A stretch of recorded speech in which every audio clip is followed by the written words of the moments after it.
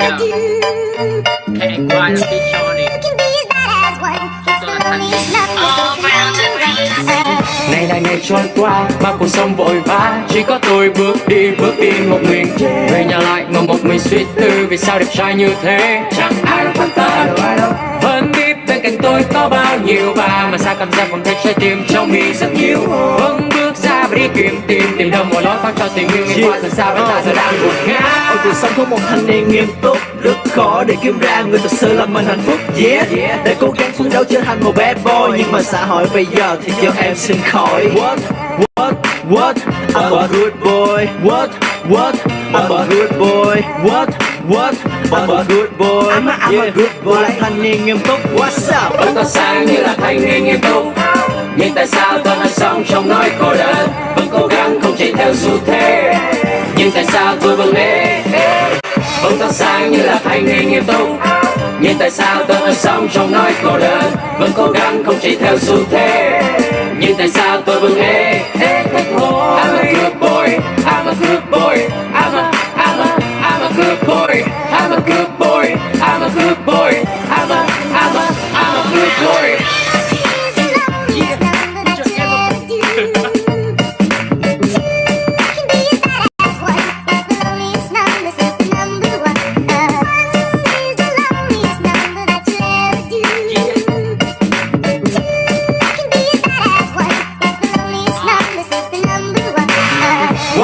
Hãy đến vần tình tôi là K.A.Y, là một trong một ngàn chàng trai nghiêm túc của thời đại, luôn chấp hành nghiêm túc bức xúc những việc trai cá đã làm sai. Dù đầu gấu cặp mấy thì tôi đây vẫn bắt làm lại. Tôi thích thế thôi, sao ai cũng ghét tôi? Ở cuộc sống thanh niên nghiêm túc đâu có gì sai. Tôi thích thế thôi, sao ai cũng ghét tôi? Ở cuộc sống thanh niên nghiêm túc đâu có gì sai. Tôi tên là Johnny ha, nghiêm túc là tôi nè. Tôi luôn là tôi nghiêm túc đến mức không có người yêu nè.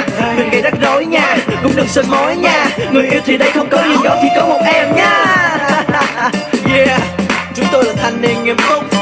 Vấn đề nào nghiêm trọng chúng tôi có mọi nơi mọi lúc.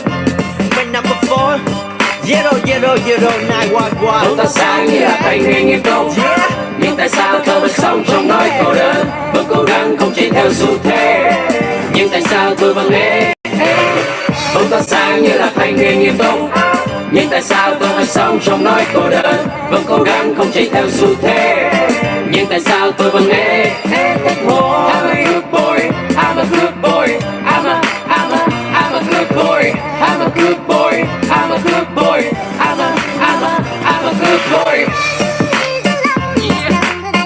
Everybody put your hands up.